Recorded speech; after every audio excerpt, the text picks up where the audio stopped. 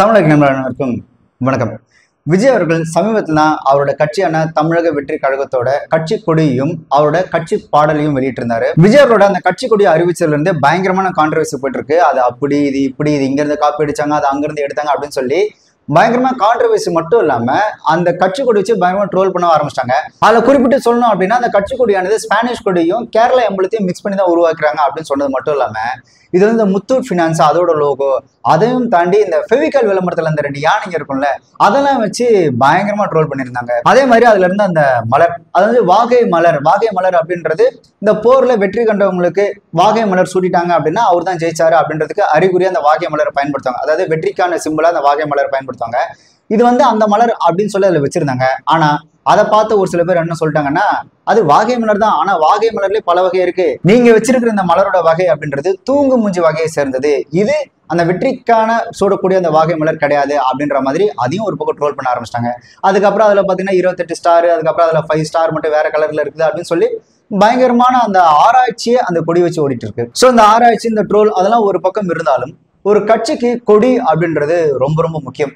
ஒரு கட்சியினுடைய கொள்கை, உணர்வு, அவங்களோட எண்ணங்கள் எல்லாத்தையும் அவங்களோட அந்த கொடி தான் நிர்ணயிக்கும், கொடி தான் மற்றவங்களுக்கு தெரியப்படுத்தும். ஓகே, இவங்க இப்படிதான் செயல்பாடுகள் இருக்க போகுதுன்றது அதை எல்லாத்தையும் முதல்ல மக்கள்கிட்ட கொண்டு வந்து சேர்க்கறது அந்த கட்சியோட கொடி தான். ஸோ ஒரு கட்சியில் இருக்கக்கூடிய அந்த கலர், அந்த நிறம் அப்படின்றது பார்த்தீங்கன்னா அது வெறும் நிறம் அப்படின்னு சாதாரணமாக சொல்லிட்டு போக முடியாது. அது வந்துட்டு அவங்களோட உணர்வுகளின் வெளிப்பாடு தான், ஒருத்தரோட எண்ணங்களின் வெளிப்பாடு தான் அந்த கொடியில் இருக்கக்கூடிய அந்த நிறங்கள் அப்படின்னு சொல்லலாம். உதாரணத்துக்கு பார்த்தீங்கன்னா ஒரு சண்டை நடக்குது, அது கொண்டு சமாதானமா போறோம்னா அந்த வெள்ளை கொடியை காட்டுறது, அதுக்கப்புறம் யாருக்காவது எதிர்ப்பு தெரிவிக்கணும் அப்படின்னா அந்த கருப்பு கொடியை காட்டுறது, இந்த புரட்சி போராட்டம் அப்படின்னு போகும்போது அந்த இடத்துல பார்த்தீங்கன்னா சிகப்பு கலர் கொடியை காட்டுறதெல்லாம் இருக்குல்ல, இதெல்லாம் பார்த்தீங்கன்னா அவங்களோட எண்ண உணர்வுகளை வெளிப்படுத்துறதுக்கான கொடிகளின் நிறம் தான் அந்த கட்சியோட கலருக்கான ஒரு உதாரணம். ஸோ ஒரு கட்சியினுடைய, ஒரு சங்கத்தோடைய, ஒரு தனி மனிதனுடைய அவங்களோட எண்ண ஓட்டத்தோட வெளிப்பாடு தான் அவங்க பயன்படுத்துகிற அந்த கொடியினுடைய அந்த நிறம் அப்படின்றது. இது இங்க மட்டும் இல்ல, உலகத்தில் இருக்கக்கூடிய எல்லா கொடிகளுக்கும் ஒரு வரலாறு உண்டு, நம்மளோட தேசிய கொடி உட்பட. அந்த கொடி பயனுள்ளதா இருக்கிறதா இல்லையா அப்படின்றது, அந்த கொடி எவ்வளவு முக்கியத்துவம் வாய்ந்தது அப்படின்றது அது அந்த கொடியை சார்ந்தவங்களோட செயல்பாடுகளை பொறுத்தது. இப்போ உதாரணத்துக்கு இந்த திராவிட கழகத்துல இருக்கக்கூடிய அந்த நிறம் இருக்குல்ல, அந்த கருப்பு சகப்பு அப்படின்றது, இந்த கருப்புக்கு என்ன மீனிங் அப்படின்னு பாத்தீங்கன்னா அரசியல், பொருளாதார, சமுதாய வாழ்வுள்ள 2 நிலை. ஸோ இதுதான் அந்த கருப்பு நிறம் அப்படின்றது குறிக்குது. ஸோ அதே மாதிரி அந்த சகப்பு நிறத்துக்கு என்ன மீனிங் அப்படின்னு பாத்தீங்கன்னா இந்த அரசியல், பொருளாதார, சமுதாயத்தில் இருக்கக்கூடிய அந்த 2 நிலையை நீக்கி அவங்களுக்கு அந்த ஒளி ஏற்றுது, அவங்களுக்கான ஒரு வாழ்வியலை உருவாக்குறது தான் இந்த சிகப்பு நிறத்தோட மீனிங். இந்த தமிழ்நாட்டோட அரசியலை பொறுத்த வரைக்கும் கருப்பு நிறத்துல ஆரம்பிச்சு கருப்பு சகப்பா மாறி அந்த கருப்பு சகப்புல இருந்து தான் பல கட்சிகள் அதுல இருந்து உருவாகி அந்த கொடியிலிருந்து மறுவிதான் இங்க நிறைய கட்சிகள் இருக்கு. அதே மாதிரிதான் இங்க இருக்கக்கூடிய அந்த ஜாதி கட்சிகள், இங்க இருக்கக்கூடிய ஜாதி கட்சி எல்லாம் பாத்தீங்கன்னா அவங்கவுங்களுக்குன்னு ஒரு கலரை தேர்ந்தெடுத்து வச்சிருக்காங்க. இந்த ஒரு கலரை தேர்ந்தெடுத்து வச்சுக்கிட்டு இதுதான் எங்க ஜாதிக்கான கலர் அப்படின்னு சொல்லி ஊரு ஃபுல்லா தம்பட்டு அடிக்கிறது மட்டும் இல்லாம இந்த ஸ்கூல் போகும்போது கூட கையில அந்த கலர்களை கயிறை கட்டிட்டு நாங்களாம் இன்னாளுங்க அப்படின்னு சொல்லி கெத்து அப்படின்னு நினைச்சு முட்டாத்தனமா சுத்திட்டு இருக்காங்க. அது ஒரு பக்கம் இருக்கட்டும். ஸோ ஜாதிக்குன்னு சொல்லி ஒரு சில கலரை அவங்களே பயன்படுத்துறாங்க இல்லையா? ஸோ அதை என்ன பண்ணுவாங்க அப்படின்னா அவங்க ஒரு ஜாதி கட்சி ஆரம்பிக்கும் போது அந்த கலரை அவங்களோட கட்சி கொடியை பயன்படுத்திப்பாங்க. ஸோ ஒரு கட்சி ஆரம்பிக்கும் போது அந்த கட்சிக்கான கொடியும் சின்னமும் அப்படின்றது ரொம்ப ரொம்ப முக்கியம். ஒரு கட்சியோட கொள்கை போய் சேர்றதுக்கு முன்னாடி அந்த கட்சியினுடைய அந்த கொடியும் சின்னமும் போய் சேர்ந்துடணும். இப்போ ஒரு ஊர்ல எந்த கட்சியோட கொடி அதிகமா இருக்கோ அந்த கட்சி தான் அந்த ஊர்ல வந்துட்டு வெயிட்டா இருக்கிறாங்க, அதாவது பெரிய லெவல்ல இருக்கிறாங்க அப்படின்னு அர்த்தம். ஸோ அந்த கட்சியினுடைய அந்த கொடியோட எண்ணிக்கையை வச்சுதான் அவங்க அந்த ஊர்ல எவ்வளவு தூரம் வளர்ந்துருக்காங்க அப்படின்றதே அந்த கொடியை வச்சுதான் முடிவு பண்ணாங்க. இப்போ நீங்க ஒரு புதுசா ஒரு ஊருக்கு போங்க, இந்த சிட்டியை தாண்டி போனீங்க, சிட்டிக்குள்ளேயும் இருக்கு, இந்த சிட்டியை தாண்டி போனீங்க அப்படின்னா ஊரோட எல்லையிலேயே பாத்தீங்கன்னா பல கட்சி கொடிகள் இருக்கும். அதை வச்சு அந்த ஊர்ல எந்தெந்த கட்சிகள்லாம் இருக்கிறாங்க, எந்தெந்த கட்சி சார்ந்த மக்கள்லாம் இருக்கிறாங்க அப்படின்றத கண்டுபிடிச்சலாம். அதே மாதிரி எந்த கட்சியோட கொடிக்கமும் ஒசரமா இருக்கோ, எந்த கட்சியோட அந்த கொடி பெருசா பறக்குதோ அந்த கட்சி தான் அந்த ஊரை டாமினேட் பண்ணுது அப்படின்றத அந்த ஊரோட என்ட்ரன்ஸ்ல இருக்கக்கூடிய அந்த கொடியை வச்சே கண்டுபிடிச்சிடலாம். ஸோ சிட்டியை தாண்டாலே நம்ம மட்டும் ஈஸியா கண்டுபிடிச்சிடலாம். ஓகே, இந்த ஊர்ல இந்த கட்சிக்காரன் தான் வெயிட்டா இருக்கிறான், இந்த ஊர்ல இந்த கட்சிக்காரன் தான் செல்வாக்கா இருக்கிறான் அப்படின்றது அந்த கட்சி கொடிக்கம்பத்தோட சைஸையும் அந்த கட்சி கொடியோட சைஸையும் வச்சுமே கண்டுபிடிச்சலாம். ஒரு சில ஊர்ல கலவரம்லாம் நடந்திருக்கு. அது எப்படி எங்க கொடியை விட உங்க கொடிக்கம்பம் பெருசா இருக்கலாம், அது எப்படி எங்க கொடியை விட உங்க கொடியை வந்துட்டு பெருசா பறக்கலாம் அப்படின்னு சொல்லி கலவரம் நடந்து வெட்டு கொடுத்து நடந்த சம்பவங்கள்லாம் இருக்கு. அதே மாதிரி இந்த ஜாதிக்காரனோட இந்த கட்சிக்காரனோட கொடி எங்க ஊர்ல ஏத்தக்கூடாது அப்படின்னு சொல்லி கலவரங்கள் சமீபத்தில் கூட நடந்தது. ஸோ ஒரு அரசியல் கட்சியோட முதல் இலக்கு என்னவா இருக்கும் அப்படின்னா அவங்களோட கட்சி கொடியை வந்துட்டு கடைக்கோடி தொண்டன் வரைக்கும் கொண்டு போய் சேர்க்கறது அவங்களோட முதல் இலக்கா இருக்கும். அந்த கட்சி கொடியும் அந்த கட்சி சின்னத்தையும் கொண்டு போய் மக்கள்கிட்ட சேர்த்துட்டாங்க அப்படின்னா அதுதான் ஒரு அரசியல் கட்சியோட முதல் நிலை வெற்றி. ஸோ ஒரு கட்சியினுடைய கொடி அப்படின்றது ஒரு கட்சியின் ஒரு மிகப்பெரிய ஒரு அடையாளம், மிகப்பெரிய ஒரு ஆயுதமும் கூட. அதை வச்சுதான் இங்க நிறைய பேர் நீங்க வண்டியெல்லாம் பார்த்துருப்பீங்களே, அந்த எந்த கட்சி ஆளுங்கட்சியா இருக்கோ அந்த கட்சியோட அந்த சின்னம் பார்த்தீங்கன்னா ஒரு கார்ல ஒரு கொடி பறக்கிறதோ இல்லை அந்த 2 வீலர்ல ஒட்டுறதோ. ஸோ இதெல்லாம் எப்படி நடக்குது? நாங்கள் இந்த கட்சியை சார்ந்தவங்க, எங்களுக்கு வெயிட் இருக்கு, நாங்களாம் பவர் தான், நாங்களாம் கெத்துதான் அப்படின்னு அவங்களே நினைச்சுப்பாங்க இல்லையா? ஸோ அதெல்லாம் எங்க வந்து நிக்குதுன்னா இந்த கட்சி கொடியில் தான் வந்து நிக்குது. இது உங்களுக்கு இன்னும் புரியும்படி சொல்லணும் அப்படின்னா, திமுகல இருந்து எம்ஜிஆர் அவர்கள் பிரிஞ்சு வந்ததுக்கு அப்புறம் தனி கட்சி ஆரம்பிக்கலாம் அப்படின்னு முடிவு பண்ணும்போது அவங்க வந்துட்டு முதல்ல ஒரு கொடியை ஒன்று அறிமுகப்படுத்தினாங்க அப்படின்றத விட ரசிகர்கள் அறிமுகப்படுத்திக்கிட்டாங்க. அது வந்து இப்போ நம்ம பார்க்குற அந்த கருப்பு வெள்ளை சகப்பு இருக்கு இல்லையா? ஸோ அந்த கட்சி கொடி கிடையாது. இவங்க முதல்ல அதிமுக சார்பா நாங்க இந்த கொடியை தான் நாங்க பயன்படுத்த போறோம் அப்படின்னு அறிமுகப்படுத்தின கொடி எது அப்படின்னு பாத்தீங்கன்னா, கருப்பு கலர் துணியில ரோஸ் கலர்ல தாமரை போட்ட ஒரு கொடியை தான் எம்ஜிஆர் அவர்கள் கட்சி சார்பா பயன்படுத்தினாங்க. இது எம்ஜிஆர் அவர்கள் வந்துட்டு அபிஷியலா அனௌன்ஸ் பண்ண அந்த கட்சி கொடியே கிடையாது. இதை எம்ஜிஆர் அவரோட ரசிகர்களே உருவாக்கி இதுதான் எம்ஜிஆரோட கட்சியினோட கொடி அப்படின்னு சொல்லி அவங்களே பயன்படுத்த ஆரம்பிச்சிருந்தாங்க. நாம கட்சி ஆரம்பிக்கணும் அப்படின்றதுக்காக ரசிகர்கள் இவ்வளவு ஆர்வமா இருக்கிறாங்க அப்படின்னு தெரிஞ்சுக்கிட்ட எம்ஜிஆர் அவர்கள் அதுக்கப்புறம் தான் இப்போ பயன்படுத்துற இந்த ஏடிஎம்கே கொடியை வந்துட்டு அறிமுகப்படுத்தினாரு. இந்த ஏடிஎம்கே கொடியை உருவாக்குனது, அந்த டிசைன் பண்ணது யாரு அப்படின்னு பாத்தீங்கன்னா காமெடி நடிகர் பாண்டு அவர்கள். அதனால பாண்டு வர சொல்லிட்டார் கட்சி ஆரம்பிச்ச அன்னைக்கு. அப்புறம் நான் போனதுக்கப்புறம் நம்ம கட்சி ஆரம்பிச்சு தெரியுமாடானாரு. தெரியும்னு ஒரு கொடி ஒன்று டிசைன் பண்ண, ஒரு ஃப்ளாக், டிஎம்கே ஃப்ளாக் பார்த்துருப்பேன், காங்கிரஸ் ஃப்ளாக் பார்த்துருப்பேன். இது மாதிரி நம்ம கட்சிக்குன்னு ஒரு கொடி டிசைன் பண்ணார். 1 ஹவரில் நைட் 10:30 மணிக்கு நான் வரைஞ்ச கொடி தான் இப்போ பறக்கிற கொடி. ரொம்ப அவருக்கு சந்தோஷம். அந்த ஏடிஎம்கே கொடியான இந்த கருப்பு சகப்பு போட்டு அதுல வந்துட்டு நடுவில் வெள்ளை கலர்ல அண்ணா வச்சிருந்தாங்க இல்லையா? ஸோ அந்த கொடியை அறிமுகப்படுத்தினதுக்கு அப்புறம் சென்னையில பயன்படுத்தக்கூடிய அந்த கொடியானது திருநெல்வேலி, தென்காசி, மதுரை, திருச்சின்னு எல்லா ஊர்ல இருக்க ரசிகனையும் போய் சென்றடையணும் அப்படின்னு முடிவு பண்ண எம்ஜிஆர் அவர்கள் இதை ரொம்ப தீவிரமா எப்படி மக்கள்கிட்ட கொண்டு போய் சேர்க்கலாம் அப்படின்னு முடிவு பண்ணி அவர் வந்துட்டு வாய்மொழியா ஒரு உத்தரவு போட்டார். திமுக இருந்து பிரிஞ்சு வந்து நம்ம அண்ணா திமுகன்னு ஒரு கட்சி ஆரம்பிச்சதுனால என்னுடைய ரசிகர்கள், அதாவது எம்ஜிஆர் அவருடைய ரசிகர்கள், அவங்க எல்லாருமே அவங்களோட கையில ஏடிஎம்கே கொடியை பச்சை குத்திக்கணும் அப்படின்னு சொல்லி வாய்மொழியா ஒரு உத்தரவு போட்டிருந்தாரு எம்ஜிஆர் அவர்கள். இதுக்கு உதாரணமா சொல்லணும்னா இந்த சார்பட்டை பரம்பரை திரைப்படம் நீங்க பார்த்திருப்பீங்க. அதுல பாத்தீங்கன்னா ரங்கவாத்தியார் பக்கா டிஎம்கே இருப்பாரு. ஆனா அவரோட பையன் வெற்றி பாத்தீங்கன்னா ஏடிஎம்கே போய் சேர்ந்திருப்பாரு. அந்த வெற்றி அவரோட கையில பாத்தீங்கன்னா ஏடிஎம்கேட கொடி வந்துட்டு பச்சை குத்திருப்பாரு. இது ஆக்சுவலா ஏடிஎம்கே சார்பா சொல்லப்பட்ட ஒரு வாய்மொழி உத்தரவு. அதுக்கப்புறம் அது ஒரு பெரிய கான்ட்ரவர்சி ஆச்சு. எம்ஜிஆர் வந்துட்டு ரொம்ப திணிக்கிறாரு, மக்களை வந்துட்டு ஒரு மாதிரி ஹேண்டில் பண்றாருன்னு கான்ட்ரவர்சி ஆனதுக்கு அப்புறம் விருப்பம் குத்திக்கலாம் இல்லைன்னா தேவையில்ல அப்படின்னு சொல்லி எம்ஜிஆர் அவர்கள் மறுபடியும் அந்த வாய்மொழி உத்தரவை கொடுத்தாரு.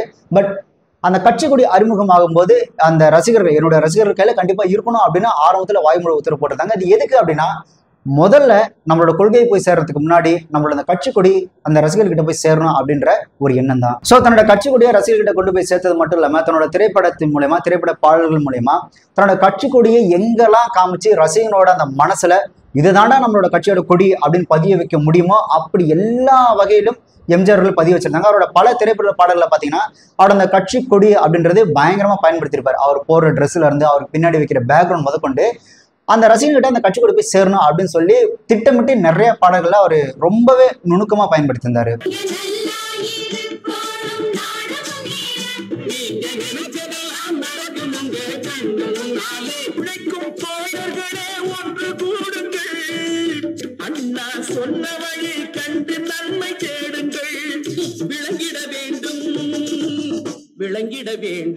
அதே மாதிரி அவரோட திரைப்படத்தில் வரக்கூடிய பாடல்களா இருக்கட்டும், காட்சிகளுக்கான வசங்களா இருக்கட்டும், அதை முழுக்க அவரோட கட்சிக்கான ஒரு பிரச்சார மேடையா தான் மொத்த திரைப்படத்தையுமே பயன்படுத்தினார் எம்ஜிஆர் அவர்கள். அதாவது ஆப்போசிட்ல இருக்கிற அந்த எதிரணியில் இருக்கக்கூடிய அந்த கட்சிக்காரர்கள் 100 மேடை போட்டு அவங்களோட கொள்கையை பரப்புறத எம்ஜிஆர் அவர்கள் அவரோட திரைப்படத்தில் வரக்கூடிய ஒரே பாட்டுல ஈஸியா கொண்டு போய் சேர்த்துறாரு. ஸோ அந்த அளவுக்கு அந்த சினிமாவை தன்னோட ஒரு மிகப்பெரிய ஒரு ஆயுதமாகவும் கருவியாகவும் பயன்படுத்தியிருந்தாரு எம்ஜிஆர் அவர்கள். ஸோ இதெல்லாம் தான் விஜய் அவர்கள் இப்போ வந்துட்டு கட்சி ஆரம்பிச்சு முதல்வர் கனவோட இருக்கணும் அப்படின்றதுக்கு மூல காரணமே எம்ஜிஆர் அவர்கள் தான். அதை அந்த பாடல்ல கூட மறைமுகமா வச்சிருந்தாங்க. இந்த 3 எழுத்து மந்திரத்தை மீண்டும் சொல்ல காலம் இதுன்றது எனக்கு தெரிஞ்சு இந்த 3 எழுத்து மந்திரமா அவங்க எம்ஜிஆர் அவர்கள் தான் மீன் பண்றாங்கன்றதா நான் யோசிக்கிறேன்.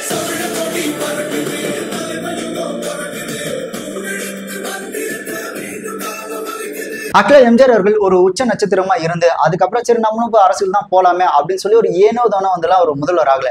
சொல்ல போனா எம்ஜிஆர் அவர்கள் அரசியலுக்கு வரணும் அப்படின்னு எம்ஜிஆர் நினைச்சதை விட எம்ஜிஆரோட ரசிகர்கள் தலைவரே நீ வா தலைவரே, நாங்க இருக்கிறோம், நாங்க பாத்துக்கிறோம் அப்படின்னு எம்ஜிஆரோட ரசிகர்கள் தான் எம்ஜிஆர்ல வம்படியா அரசியலுக்கு இழுத்தாங்க. அதே மாதிரி அவர் தனி கட்சி ஆரம்பிக்கிறதுக்கு முன்னாடியே திமுக அப்படின்ற ஒரு கட்சி எம்ஜிஆர்களை சார்ந்ததா இருந்து திமுக ஆட்சி பிடிக்கிறதுக்கு மிக முக்கிய காரணமா இருந்தவர் எம்ஜிஆர் அவர்கள். எம்ஜிஆர் அவர்கள் தான் திமுக ஆட்சியை பிடிச்சது அப்படின்றத யாராலும் இங்க மறுக்கவே முடியாது. இல்லைன்னா காமராஜர் மாதிரி ஒரு மனிதரை வந்துட்டு மக்கள் அவ்வளவு ஈஸியா தோக்கடிச்சிருக்க மாட்டாங்க. அதுக்கு அப்படி காமராஜரே தோக்கடிக்கிறதுக்கான காரணம் எம்ஜிஆரோட அந்த முகம், அவர் நல்லது செய்வாரு அப்படின்னு நினைச்ச மக்களோட அந்த எண்ணம். ஏன்னா இவங்க எல்லாருமே படத்தை பார்த்தா படத்துல இருக்கிற மாதிரியே தான் மக்கள் வந்துட்டு நேர்லயும் இருப்பாங்க, அந்த ஹீரோக்கள் நிஜத்திலையும் வாழ்வாங்க அப்படின்னு நினைச்சுதான் எம்ஜிஆரோட முகத்துக்காக வந்ததான் திமுக. திமுகவோட அந்த கருப்பு சிகப்பு அந்த உதயசூரியன் சின்னமானது எம்ஜிஆரோட கட்சியா தான் இந்த பாமர மக்கள் கிட்ட அடையாளம் காணப்படுது. இது வந்து ஒரு ஸ்டோரியா சொல்லுவாங்க, இது வந்து யதார்த்தமா வாய்மொழியா கேட்டுதான். அண்ணா அவர்கள் பிரச்சாரத்துக்காக ஏதோ ஒரு வெளியூருக்கு போகும்போது கார் ரிப்பேர் ஆகி ரோட்ல நின்று இருக்கு. அப்போ அந்த விவசாய நிலத்துல கூலி வேலை செய்யறவங்க எல்லாம் பார்த்துட்டு அந்த கட்சி கொடி, அந்த கருப்பு சிவப்பு கொடியை பார்த்துட்டு நீங்க எம்ஜிஆர் கட்சிக்காரங்களா அப்படின்னு யார்கிட்ட, அண்ணா கிட்டே போயிட்டு நீங்க எம்ஜிஆர் கட்சிக்காரங்களா, அப்போ உங்களுக்கு நாங்க எல்லா உதவியும் பண்றோம் அப்படின்னு சொல்லி அவருக்கு உதவி செஞ்சு அனுப்பிச்சதா ஒரு ஸ்டோரி ஒன்று சொல்லுவாங்க. ஸோ அந்த அளவுக்கு மக்கள் கிட்ட போயிட்டு இந்த கருப்பு சிவப்பு உதயசூரியன்றது ஒரு எம்ஜிஆருடைய கட்சியாகத்தான் பாமர மக்கள் கிட்ட அடையாளம் காணப்படுது. அந்த அளவுக்கு அந்த திமுக அப்படின்ற ஒரு விஷயத்தையும் திமுகவோட கொள்கையும் தன்னோட திரைப்படத்தின் மூலியமா பாமர மக்கள் வரைக்கும் கொண்டு போய் சேர்த்தது எம்ஜிஆர் அவர்கள். நான் புதுமையானவன், உலகை புரிந்து கொண்டவன், புதிய சூரியனின் பார்வையிலே உலகம் விழித்து கொண்ட வேளை சூரியன் உதிக்கிறதுங்க, இங்கே காரிருள் மறைஞ்சதுங்க. திமுக இருக்கும்போது 2 தடவை எம்எல்ஏ இருந்து, ஒரு தடவை எம்எல்சியாவும் இருந்து கணக்கு வழக்கு பிரச்சனையா கட்சி விட்டு வெளியேற்றப்பட்டு, இந்த கணக்கு வழக்கெல்லாம் சும்மா ஒரு கதை தான். ஸோ இருந்தாலும் அதை ஒரு மெயின் காரணமா சொல்லுவாங்க. இந்த கணக்கு வழக்கை கேட்கப்பட்டு கட்சியிலிருந்து விலகினதுக்கு அப்புறம் எம்ஜிஆர் அவர்களுக்கு வந்து ஒரு டவுட் இருந்தது, நாம் இந்த மாதிரி வெளியே வந்துட்டோம், நாம ஒரு கட்சி ஆரம்பிச்சா இவ்வளவு பெரிய ஆளுங்கட்சியை எதிர்த்து நம்ம ஜெயிக்க முடியுமா, நமக்கு வந்துட்டு நம்மளால கண்டிப்பா வெற்றி பெற முடியுமா அப்படின்ற ஒரு சந்தேகம் எம்ஜிஆருக்கு இருந்தது. ஆனா எம்ஜிஆரோட ரசிகர்களுக்கு அதுல துளியும் சந்தேகம் கிடையாது. அடுத்த முதல்வர் நீங்க தான், நாங்க இருக்கோம் தலைவரே, நீங்க வாங்க அப்படின்னு சொல்லி எம்ஜிஆரோட ரசிகர்கள் அவ்வளவு உறுதியா இருந்தாங்க எம்ஜிஆர் அவர்கள் சிஎம் ஆவார். ஏன்னா எம்ஜிஆர் அவர்கள் வந்தா கண்டிப்பா நமக்கு நல்லது பண்ணுவாரு அப்படின்ற எண்ணமும் சிந்தனையும் ரசிகர்கள்ட்ட இருந்தது. அப்படி ஒரு எண்ணத்தை எம்ஜிஆர் அவர்கள் உருவாக்கி வச்சிருந்தாங்க.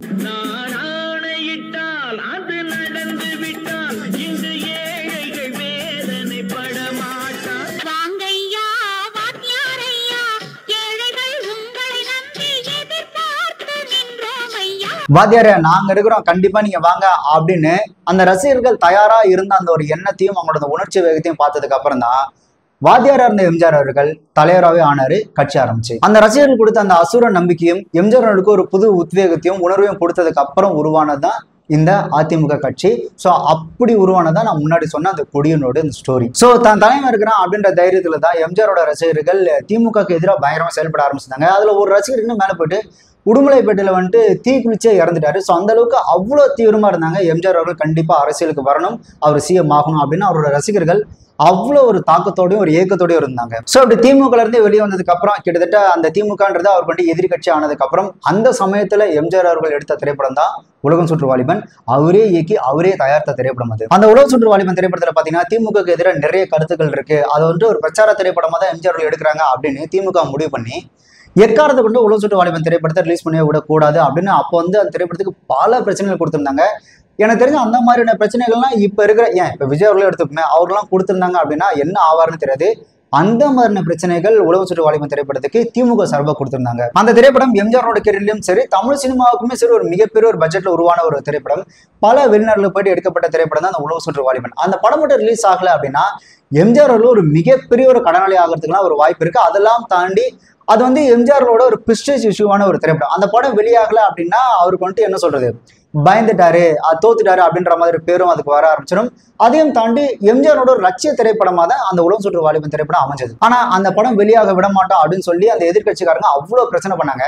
இப்ப அந்த டைம்ல பாத்தீங்கன்னா ஒரு திரைப்படத்துக்கு அதிகபட்சம் 1 நாள் 2 நாள் ரீ ரெக்கார்டிங் முடிச்சிருவாங்க. ஆனா அந்த உலகம் சுற்று வாலிபன் பாத்தீங்கன்னா இந்த ரீ ரெக்கார்டிங் ஸ்டுடியோல போயிட்டு இந்த கரண்ட்டை கட் பண்றது, கரண்டே கொடுக்காம அதை வந்துட்டு இழுத்தடிக்கிறது, இந்த மாதிரியான வேலை பண்ணதுனால ஒரு நாளைக்கு ஒரு ரீல் ரெக்கார்டிங் முடிச்சாலும் அது ஒரு பெரிய விஷயமா பார்க்கப்பட்டது. கிட்டத்தட்ட உலகம் சுற்று வாலிபனுக்கு 15 நாள் ரீ ரெக்கார்டிங் மட்டும் நடந்தது. ஆனா யூஸ்வலா அந்த டைம்ல 1 நாள் 2 நாள் ரீ ரெக்கார்டிங் முடிச்சிருவாங்க. அதே மாதிரி அப்பெல்லாம் ஃபிலிம்ல தான் எடுத்தாங்க இல்லையா. ஸோ அந்த ஃபிலிம் வந்துட்டு டெவலப் பண்ணணும் அப்படின்னா அதுக்கு ஜெமினி லேப்ல மட்டும் தான் பண்ண முடியும். ஜெமினி லேப்ல உலகம் சுற்று வாலிபன் திரைப்படத்தை வந்து டெவலப் பண்றாங்க அப்படின்னு தெரிஞ்சு மொத்த ஃபிலிமை எரிக்கிறதுக்கெல்லாம் பயங்கரமா திட்டம் போட்டிருந்தாங்க. அதுக்கு எம்ஜிஆர் அவர்கள் பாத்தீங்கன்னா என்னென்னமோ முயற்சி பண்ணாரு. அதுக்கப்புறம் கடைசியா பழனி பாபா இருக்கார் இல்லையா, பழனி பாபா அவர்கிட்ட போய் கேட்டு பழனி பாபா அவர்கள் அந்த விஷயத்துல தலையிட்டு அவர் என்ன பண்ணியிருந்தாரு அப்படின்னா அந்த பிலிமை பெங்களூர் கொண்டு போய் பெங்களூர் இருந்து மும்பைக்கு கொண்டு போய் மும்பையில இருந்து அதை டெவலப் பண்ணி அதுக்கப்புறம் சென்னை கொண்டு வந்து கொடுத்திருந்தாரு பழனி பாபா அவர்கள். இப்படி இவ்வளவு பிரச்சனைகள் அந்த திரைப்படத்தை கொடுத்தாங்க. அப்போ திமுக பிரமுகரான மதுரையில் இருக்கக்கூடிய முத்து அப்படின்றவரு உலகம் சுற்று வாலிபன் திரைப்படம் மட்டும் வெளியாச்சு அப்படின்னா நான் புடவை கட்டிக்க தயார் அப்படின்னு சொல்லி ஓப்பன் ஸ்டேட்மெண்ட் கொடுத்திருந்தாரு. அப்படி எதிர்த்தாங்க அந்த உலகம் சுற்று வாலிபன் திரைப்படத்தை. உலகம் சுற்று வாலிபனை தூக்கிட்டு வந்து எம்ஜிஆர் ரூம்ல போட்டு அழுதான் ஒரு நாள். இந்த மாதிரி என்னோட உலகம் சுற்றும் படத்தை கொஞ்சம் வெளியே விட்டு கொடுங்க பாவா, மதுரை முத்துன்னு ஒரு மேயர் சொல்றாரு, இந்த படம் வெளியே வந்தா நான் சீலை கட்டிக்குவேனே, எனக்கு எந்த பத்திரிக்கை ஆதரவு இல்லை. அப்ப தென்னகன்னு ஒரு பத்திரிக்கையும் அலையோசை ஒன்று ரெண்டு ஒரு 20 பத்திரிக்கை நாங்களே கடையில் கொண்டு கொடுத்து வீடாமோ எவன் வாங்க மாட்டேன். ஒரு பத்திரிக்கை எங்களுக்கு ஆதரவு இல்லை கலைஞர் ஆட்சியில் இருந்தபோது. அப்போ நான் என்ன பண்ணோம், ஏங்கன்னு இந்த மாதிரி இந்த படத்தை கொண்டு போய் பல்மராய்டுன்னு ஒரு கெமிக்கல் இருக்கு, அது ஜெமினி ஸ்டுடியோவில் தான் கழுவணும், இந்த படம் வெளியே வந்தால் நான் சீலை கட்டிக்கிறேன்னு அறிக்கை விட்டுட்டான் ஒரு மேயர். அந்த நிகழ்ச்சியெல்லாம் மறந்துருக்க மாட்டீங்கன்னு நினைக்கிறேன். அது எப்படியா கழுவணும், நம்ம இங்கே கழுவுனா அந்த கெமிக்கல் உள்ள போட்டால் நெகட்டிவ் பூரா ஃபிளாஷ் ஆகிடும் பாவா, என்னோட முதலீடே போயிடும், நான் ஏற்கனவே 14 லட்ச ரூபா வரி பாக்கியில் இருக்கேன், வீடெல்லாம் அடமானம் வச்சிட்டேன்னா, நீ கவலைப்படாத கொண்டான்னு சொல்லி நான் வச்சுக்கிட்டு ஹைதராபாத்தில் போய் சென்னா ரெட்டின்னு ஒருத்தர் இருந்தார் சீஃப் மினிஸ்டர், அவரை பிடிச்சி அங்கேருந்து பிளேன் ஏறி போய் பொம்பாயில் வச்சு சஞ்சய் காந்தி நானும் ரொம்ப க்ளோஸ் ஃப்ரெண்ட், அவரை கூப்பிட்டு மஹமத் ஸ்டுடியோவில் கழுவி கொண்டு சேலம் பிஎஸ்கே ஃபைனான்ஸ் மூலியமா ரிலீஸ் பண்ணி விட்டாங்க. எவனும் சீலை கட்டல. இந்த உலகம் சுற்று வாலிபன் திரைப்படத்தோட அந்த பிரிண்ட்ல ரெடி ஆனதுக்கு அப்புறம் வெளியூர் தியேட்டர்களுக்கு அந்த பிரிண்ட் கொண்டு போய் கொடுக்கணும். அது பார்த்தீங்கன்னா இந்த பஸ் ட்ரெயின் அந்த மாதிரி தான் கொண்டு போய் கொடுப்பாங்க. அப்படி பிரிண்ட் எடுத்துட்டு போகும்போது போற வழியிலே வழி மறைச்சு அந்த பிரிண்ட் எல்லாம் எரிக்கிறது தூக்கி போறதுன்ற முடிவுல அந்த ஆளுங்கட்சிக்காரர்கள் அப்ப இருந்தாங்க.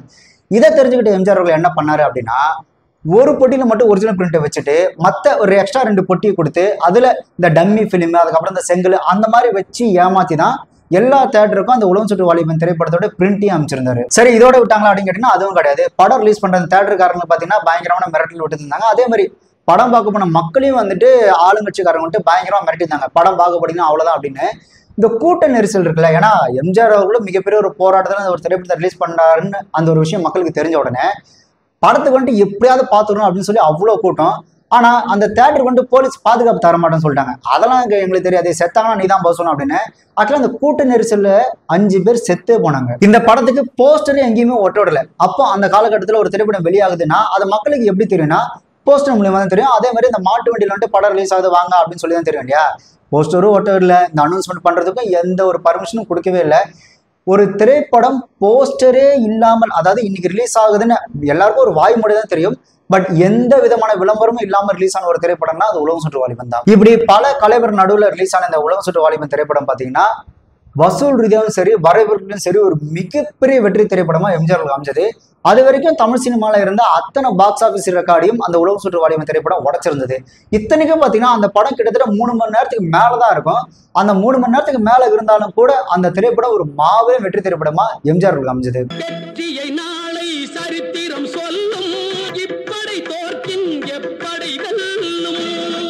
அதாவது ஒரு போஸ்டரே இல்லாம இவ்வளவு பெரிய இடையூறுக்கு மத்தியில வெளியான ஒரு திரைப்படம் பாத்தீங்கன்னா அவ்வளவு பெரிய வெற்றியை ரசிகர்களுக்கு எம்ஜிஆர் கொடுத்திருந்தாங்க. அது மட்டும் இல்லாம இந்த படம் வெளியாச்சு அப்படின்னா நான் புடவை கட்டிக்க தயார் அப்படின்னு மதுரையை சேர்ந்த முத்து அப்படின்ற திமுக காரர் அறிக்கை விட்டுருந்தார் இல்லையா. படம் வெளியாகி ஒரு மிகப்பெரிய வெற்றி திரைப்படம் அமைஞ்சதுக்கு அப்புறம் இந்த மதுரையை சேர்ந்த முத்து அவர்களுக்கு ரசிகர்கள் எம்ஜிஆர் ரசிகர்கள் என்ன பண்ணியிருந்தாங்க அப்படின்னா புடவை பூ பொட்டு வளையல் எல்லாத்தையும் அவருக்கு வந்துட்டு கொரியர் அமைச்சிருந்தாங்க. நீ தான் சொன்னல படம் ரிலீஸ் ஆச்சுன்னா புடவை கட்டி பண்ண இந்த கட்டிக்க அப்படின்னு சொல்லி கொரியர் அமைச்சிருந்தாங்க.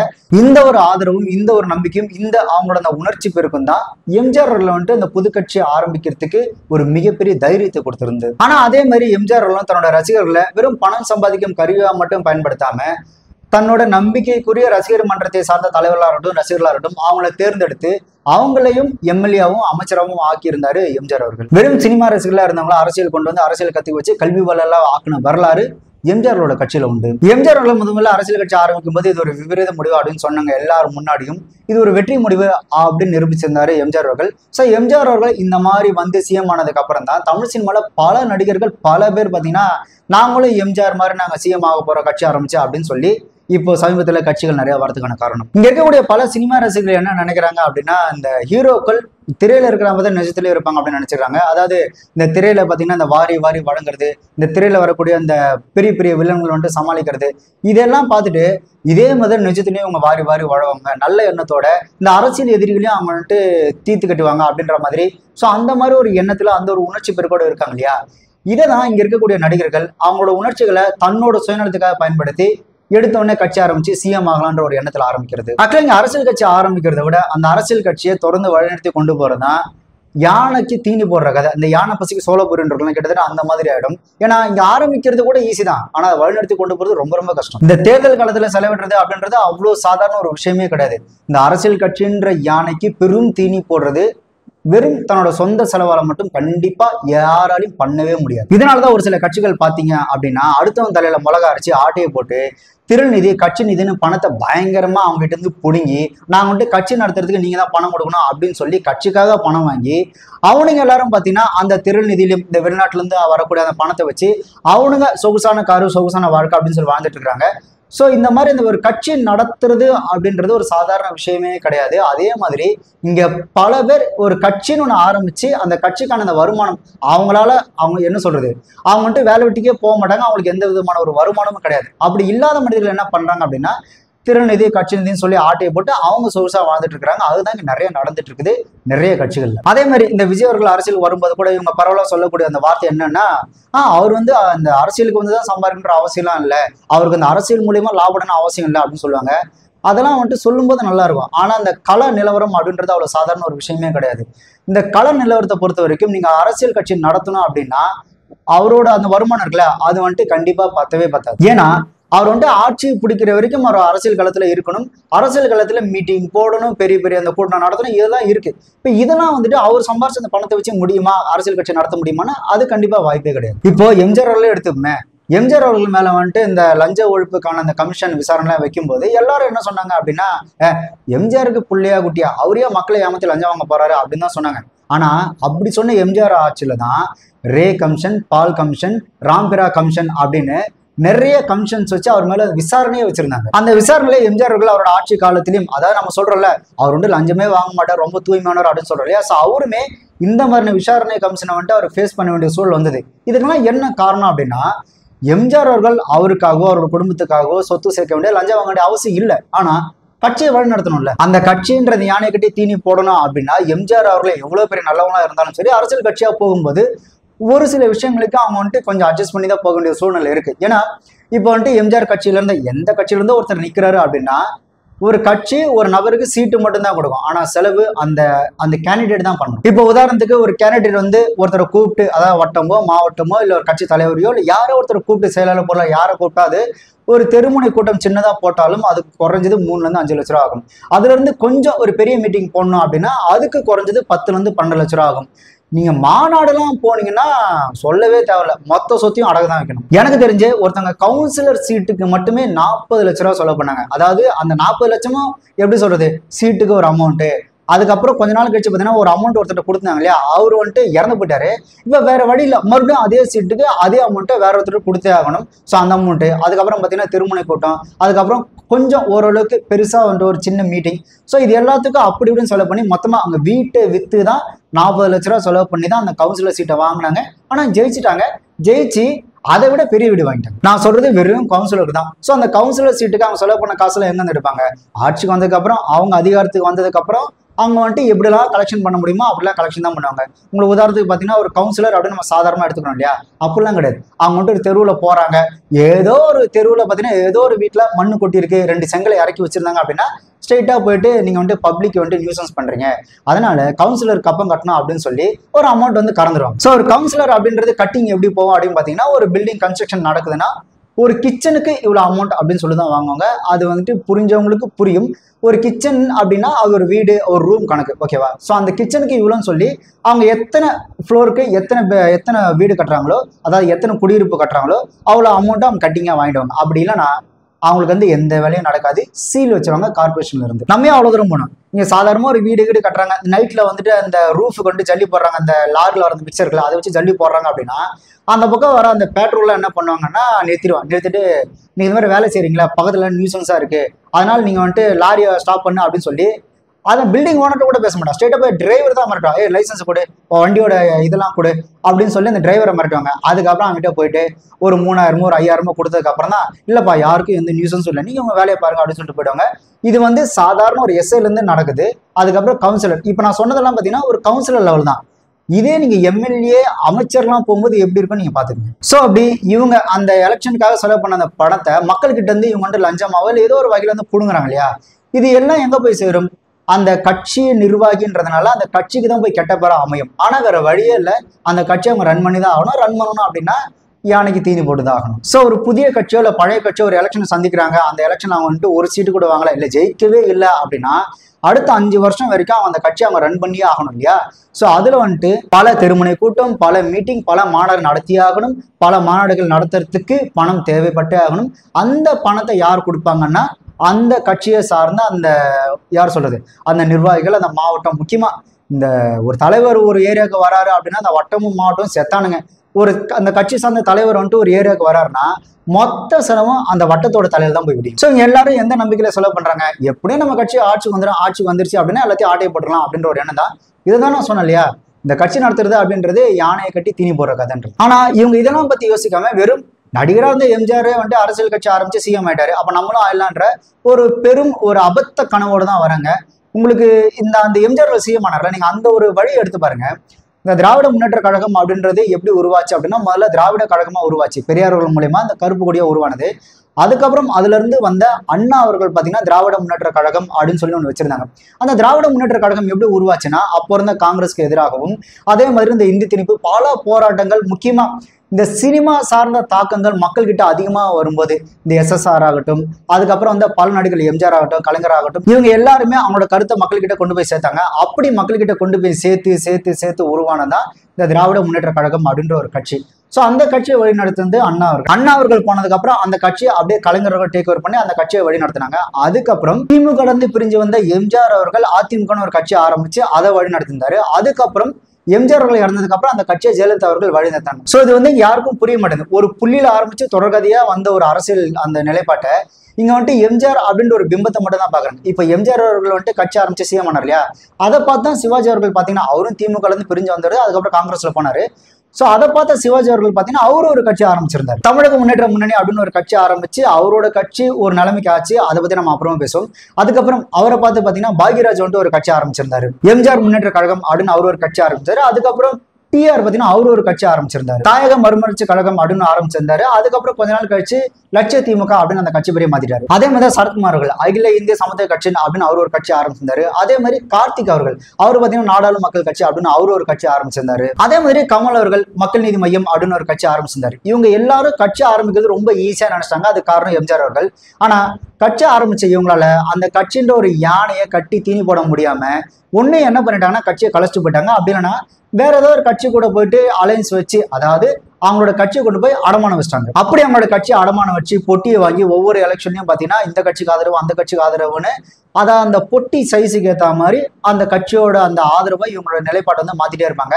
ஆனா இவங்க அந்த கட்சி ஆரம்பிச்சது அப்படின்றது பாத்தீங்கன்னா கடைசியில பொட்டி வாங்குறதுக்காக தான் அப்படின்ற ஒரு மாதிரி அவங்களோட கட்சியை கொண்டு வந்துட்டாங்க.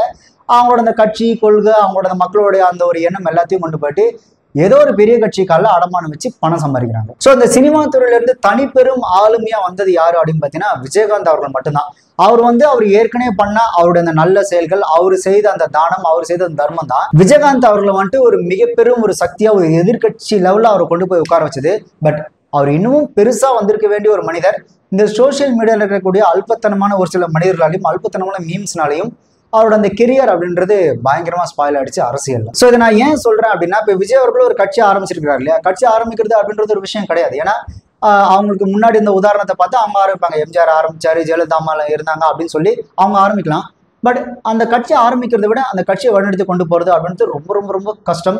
அவங்க ஜெயிக்கிற வரைக்கும் அது ஒரு மிகப்பெரிய ஒரு ரிஸ்க் தான் அந்த கட்சியை வழிநடத்தி கொண்டு போறது. அதெல்லாம் தாண்டி அவர் வந்துட்டு மற்ற நடிகர்கள் மாதிரி ஒரு நடிகரா இருக்கும்போது அவருக்கு வந்துட்டு இந்த கட்சிக்கு ஆதரவு இந்த கட்சிக்கு ஆதரவு யாருக்குன்னா ஆதரவு கொடுக்கலாம். பட் அவர் வந்துட்டு ஒரு தனி கட்சி தலைவராக ஆகும்போது அவரை யாரெல்லாம் வந்துட்டு ஓகே இவங்களாம் எனக்கு ரொம்ப பிடிக்கும், இந்த கட்சி தலைவர் ரொம்ப பிடிக்கும்னு யாரெல்லாம் சொன்னாரோ அவங்களுக்கு எதிராக இவர் வந்துட்டு கருத்து சொல்ல வேண்டிய சூழல்லாம் வரும். அப்படி கருத்து சொல்ல வேண்டிய சூழல் வரும்போது இவரோட திரைப்படங்களுக்கு ஒரு மிகப்பெரிய எதிர்ப்பு வரும். அப்படி எதிர்ப்பு வந்துச்சு அப்படின்னா உலகம் சுற்று வாலிபன் திரைப்படத்துக்கு எம்ஜிஆர் அவர்கள் எவ்வளவு சஃபர் பண்ணாரோ அது எல்லாத்தையும் விஜய் அவர்கள் ஃபேஸ் பண்ணணும். ஆனா எம்ஜிஆர் அவர்களுக்கு இருந்த கட்ஸ் விஜய் அவர்கள் இருக்குமா அப்படின்றத நம்ம பொறுத்திருந்தா பார்க்கணும். இந்த இடத்துல நம்ம இன்னொரு விஷயத்தையும் தெளிவா பேசிடலாம். மக்கள் விஜய் அவர்கள்கிட்டயும் ரொம்ப உஷாரா இருக்கணும். ஏன்னா அவரோட அந்த அரசியல் நிலைப்பாட்டை நீங்க சும்மா ஆரம்பத்தை எடுத்து பாருங்க. விஜயோட அப்பா எஸ்எஸ்சி பார்த்தீங்கன்னா ஒரு பக்கா டிஎம்கே. அதனாலதான் அந்த ஆதி திரைப்படத்தோட ப்ரொடக்ஷன் கம்பெனி கூட டிஎம்கே சார்ந்து ரிலேட்டடா இருக்கிற மாதிரி தான் அந்த ப்ரொடக்ஷன் கம்பெனி ஆரம்பிச்சிருந்தாரு. ஸோ அவரோட ஒரு பக்கா டிஎம்கே, அவங்களோட அந்த ஆதரவுன்றது டிஎம்கேக்கு இருந்தது.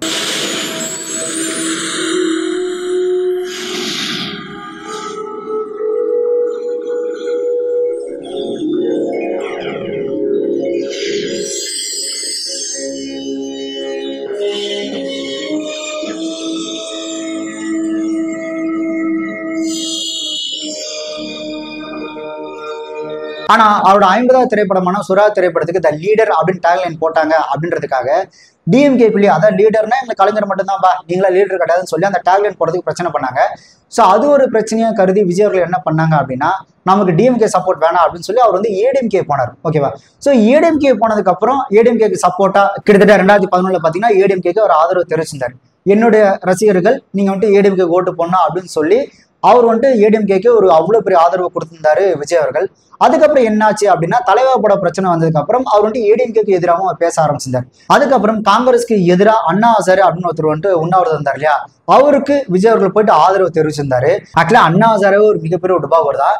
என்ன ஏதுன்னே தெரியாம அண்ணா ஹசாரேக்கு ஆதரவா போயிட்டு விஜய் அவர்கள் பேசிட்டு வந்தாரு.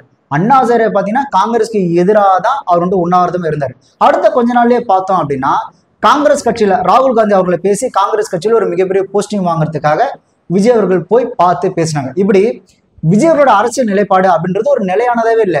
டிஎம்கே ஏடிஎம்கே அப்புறம் காங்கிரஸ்க்கு எதிராக இருந்த போய் சப்போர்ட், அதுக்கப்புறம் காங்கிரஸ்க்கு சப்போர்ட் அப்படின்னு சொல்லி அந்த அரசியல் நிலைப்பாடுகள் அப்படின்றதுக்கு அவர் வந்துட்டு ஒரு நிலையான ஒரு கொள்கை இல்லாம இருக்கிறாருன்னும் போது நாம அவரையுமே நம்புறதுன்றது ஒரு மிகப்பெரிய ஒரு ரிஸ்க் தான். இதெல்லாம் நான் ஏன் சொல்றேன் அப்படின்னா, இந்த நல்லது கெட்டது எது, அவங்களோட நிலைப்பாடுகள், அவங்களோட மனநிலை இதுக்கு முன்னாடி எப்படி இருந்தது, இப்ப அவங்க எப்படி இருக்கிறாங்க அப்படின்றத அலசி ஆராய்ஞ்சுதான் நீங்க ஒருத்தர் தேர்ந்தெடுக்கணும் அப்படின்றதான் இங்க நான் சொல்ல வேண்டிய கருத்து. ஒருவேளை விஜய் அவர்கள் அப்படி இருந்தாலும் அவருடைய கட்சியை சார்ந்த அந்த நபர்கள், அந்த கட்சியை சார்ந்த உறுப்பினர்கள் படிச்சவங்களாவோ நல்லவங்களாவோ, இப்போ உங்க ஏரியால யாராவது நல்லவர் இருந்து அவங்கள்ட்ட விஜய் கட்சியில இருந்து அவங்க எலெக்ஷன் சந்திச்சாங்க அப்படின்னா அவங்களோட அந்த தனிப்பட்ட குண நலனுக்காக அவங்களுக்காக வேணா நீங்க வாக்கு செலுத்தலாம். இந்த தமிழக அரசியல் அப்படின்றது எத்தனையோ நடிகர்களை பார்த்துருச்சு. ஸோ இவர் விஜய் அவர்கள் எப்படி அப்படின்றதையும் பொறுத்திருந்து பார்ப்போம்.